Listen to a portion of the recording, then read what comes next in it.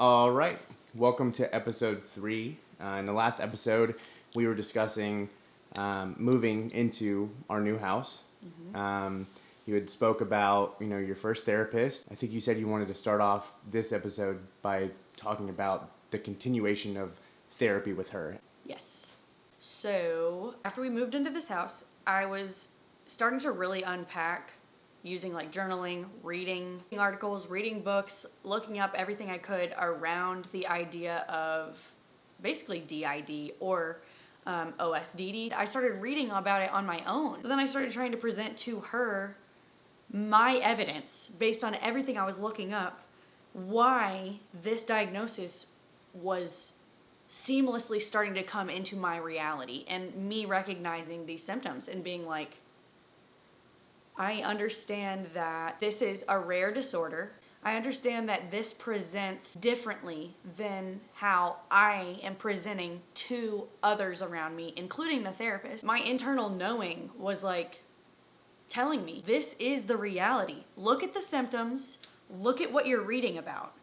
This is what you are dealing with right now. This is what you're dealing with. So I'm kind of in this weird juxtaposition of the therapist not able to validate my internal experience. So I'm noticing the symptoms in myself, flashbacks, journaling from different points of view, dissociated memories coming up. So I would see different parts having different handwritings. Unfortunately, I needed validation because I was just like, it must be in my head. And so I would present with conviction my experiences to this therapist. And I would seek reassurance that what I was living through was in fact identifying with DID and what its symptomology is. And she could not reciprocate that. And so this led me down first a really dark time where I was kind of pulling between myself and my therapist. So essentially, her view was that I did have trauma. So she said, basically, you have parts, but they're not identities. They were not, I guess, elaborated enough to be taking executive control over my day-to-day life. Like, they weren't fronting in my body in the way that I was feeling like I was sensing they were. And because I presented very streamlined, like I presented very healthy, I looked normal. And I think what happened was I started seeking refuge in the TikTok community of people with DID because I needed validation for my experiences. I was like, I am not insane. It made me feel very suicidal. Like I was just like when I couldn't, I was seeking her reciprocation probably 2 or 3 separate times in which she wouldn't do it, and I just lost my shit. And then she, I guess, interpreted that as that I emotionally was connected to the idea of having it. And I was like, I guess so, but it was more so because I needed a compassionate witness to basically verify that what I was seeing in my reality was there. And she couldn't do that. Yeah, I mean, I just want to reiterate, like, this is after, like, you reading, countless trauma hours, books. Hours and days and weeks and months, because I was just like, I must be wrong. And every single time it was like, no. And so I was just like, it was actually interesting because I feel like it was one of the first times I chose myself. So I started looking up videos about DID on TikTok. And this is something that they caution against in the clinical field. Mm-hmm. Don't research it because basically it's a placebo effect. You're just going to start taking on the traits. And I was like, I am so strong in who I am, like my image of myself, like who I am and who I know I am, that I was like, I'm not doing that. Like, that's not what's happening. And in fact, I just started to find other people whose experiences felt so similar, and like, I mean, the shit saved my fucking life. The shit saved me from going nuts. Like, it helped me accept myself. When the only person who I had built an alliance with who couldn't do that. It was just like, anyways, it's a common phenomenon. Basically, the lack of education, the lack of understanding around how DID can present clinically speaking is lacking. Yeah, I would say severely. I mean, and we've talked about this at length, right? It's the DSM. Yes. It is in the DSM-5. The dissociative portion of it is very lacking in a lot of, I guess, nuance and a lot of therapists, whether they were trained in school certain ways to not believe that this is really a thing, yes. Or maybe it was like so rare that it wasn't really something they learned a whole lot about. That's what I've come across in in the clinical setting that I work in. Every person that I started to bring attention to about this specific disorder, their response was the same, which is, it's rare. It's going to be very obvious. You would know if you had it. It would be, and then they would say, you don't have it. At this point, My first therapist gave me a screening, a dissociative screening tool. I think it was the DES.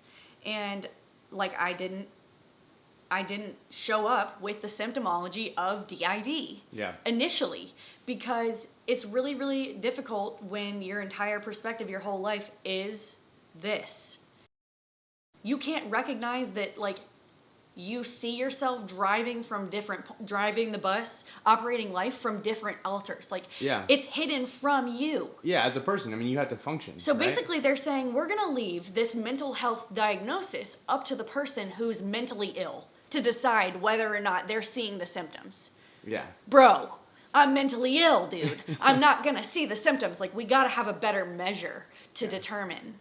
Well, and one of the measures was, ironically, it had something to do with, loss of time or yes. What was it? It was not amnesia? Amnesia. But how do you... The primary symptom of DID is amnesia, but if you have amnesia, how do you fucking know you have amnesia? How do you know?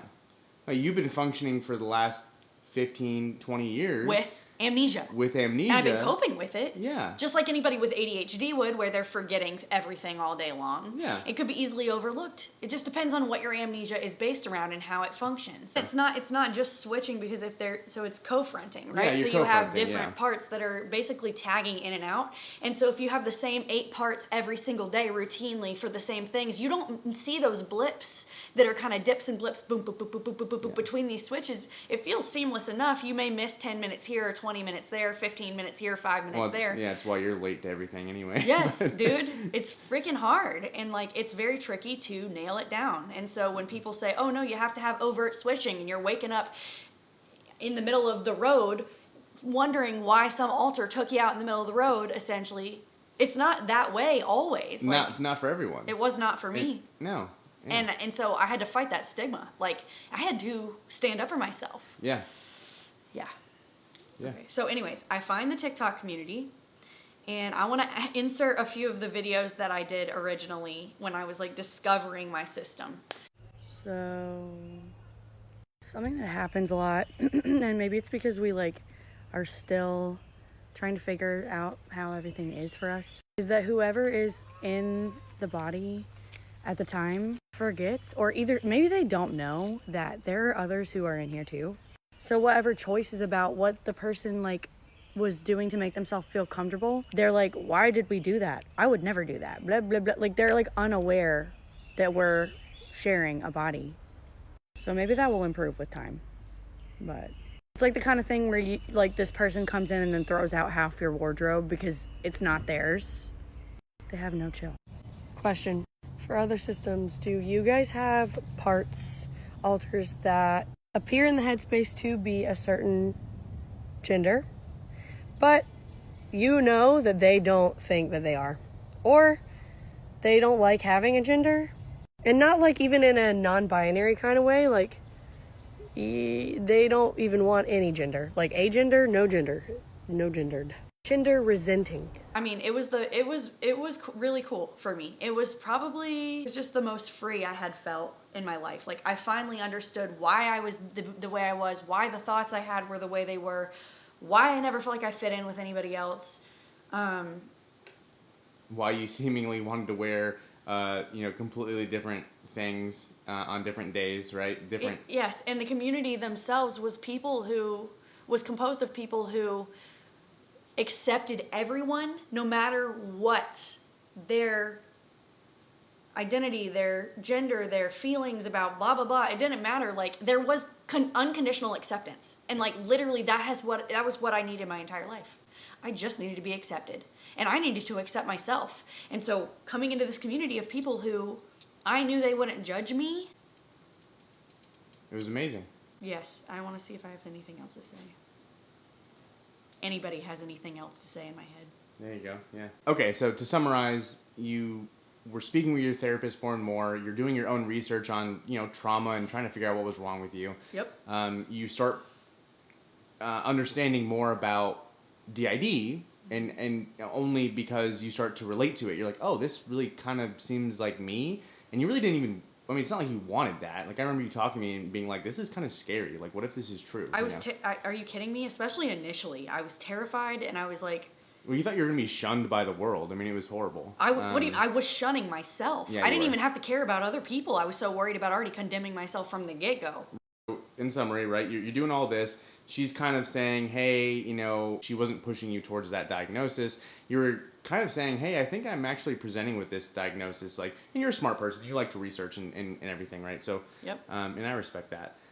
So you go down that path, and now you're in a state of desperation. You're like, I need validation. I need someone to understand me. Yep. I need someone to relate to. Yep.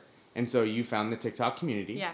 Right? And so you started watching, people's videos on there. So it was pretty much like the time period of we moved in November. So from November until January, because that's when I made my first video, was January, and it was terrible. Because like if you don't make videos, you're not used to it. There was a whole learning curve. But anyway, so during that 3-month period, I watched different people's different systems, different DID systems talk about how it felt for them and like how their experiences were. So I started to basically allow myself to video journal. Okay, so it was kind of like when I felt like I had something I wanted to talk about, I would just record myself with no ambition of actually posting it necessarily. It was like I would just save it to my drafts.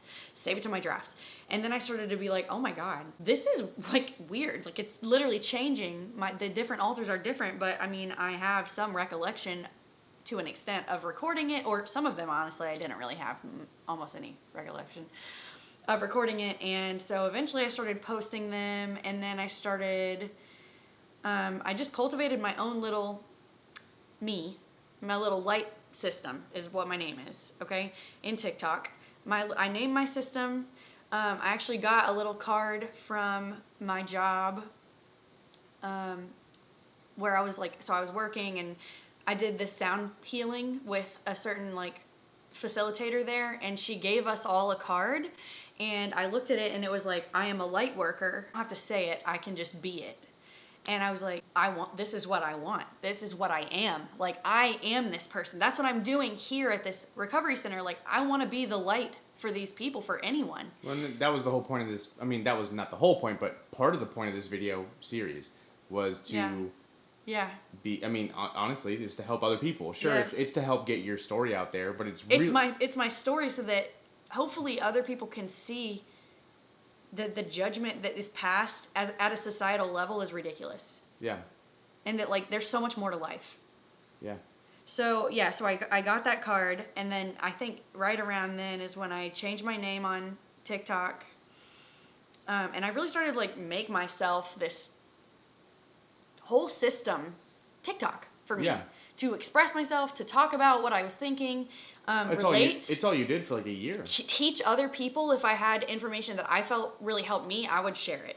And so like, yeah, it's all I did. I was obsessed with it. And not just that I was obsessed with, it was just about, honestly, myself, learning about myself. You weren't scared to post something that wasn't like typical DID, or you weren't scared to post things that you were not sure about. You posted pretty much anything that you were feeling. If you had a certain feeling and you didn't know what it meant, you posted it. And the coolest thing was it was reciprocated. Yeah. I understand this. I've been there. I know about that. Yeah. Blah, blah, blah, blah, blah. Like, oh, hey, here's a research article. Literally. I went through this last year. So many people dumped resources at me. Yeah. Literally just giving me free books and like information that they had like collected in their own little link trees and friggin' Google documents, and like Yes. It's a whole community of people who are just trying to help each other. Yes, because most of them also struggled with therapists who didn't understand them. Yeah, I mean, and finding a therapist that, specializes in dissociative disorders. Especially 2 years ago was a big joke. Yeah, it was a joke. Yeah, true. It was COVID. And an expensive joke. It was an expensive joke, yes. That people can't afford, especially people who are not well mentally. Yeah. So it's really irritating that, yeah, I was still struggling with it. Part of the videos also helped me start to see the amnesia blocks that I was having, like the sections of my awareness that were missing that I didn't know I didn't have. There was so much denial of accepting myself with this disorder, especially what I really struggled with was the part of me who didn't know about the trauma and had basically, it was the part that would just be fronting to exist to hold my life without the trauma. So their whole point was to not know anything. And that part, along with a few others, really struggled to accept this as a reality. And then I had these other parts that were coming out strong, being this is what it is, face it, blah, blah, blah. So I'm kind of shifting between these two points of views, and I'm So who is this main part? What's her name? So the main part that took over at this time was Cassie, and she is a younger alter that I would say is pretty active in our system as kind of one of the main parts. Okay, so we're talking about kind of a childlike attitude, always sees the best in everything, optimistic, positive, loves happy little things. Gets along with everyone. Yeah. Do you want to tell everyone how we came up with Cassie's name? Yeah, I think it's really funny. It's kind of embarrassing, actually. I mean, it's more embarrassing for me. So I guess I'll start. So when we first started to discover identities, right? We started to actually be able to track who it was and what sure, it was. and I've been with you my entire life, and so it's I was aware, but I wasn't aware because I just know you, right? So I remember... She's starting to come to the... Yeah, because it was not her until... Yeah, she wants to argue with me. She's like, hey, you.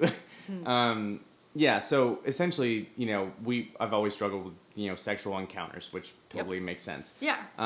And she always comes to the front whenever anything maybe even you initiate it, and then all of a sudden it's nope, we're not doing this, and I'm like, what's happening? You're the one who initiated this. And so I started to say, this must be CB. Yes, we called her CB. Yes.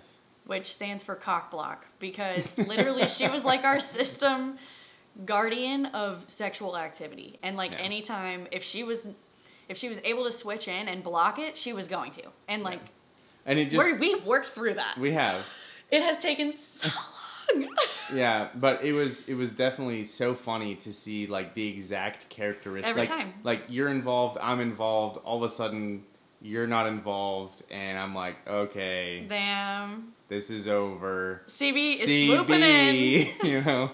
And I didn't know, her age or any of those things. Right, we had no idea.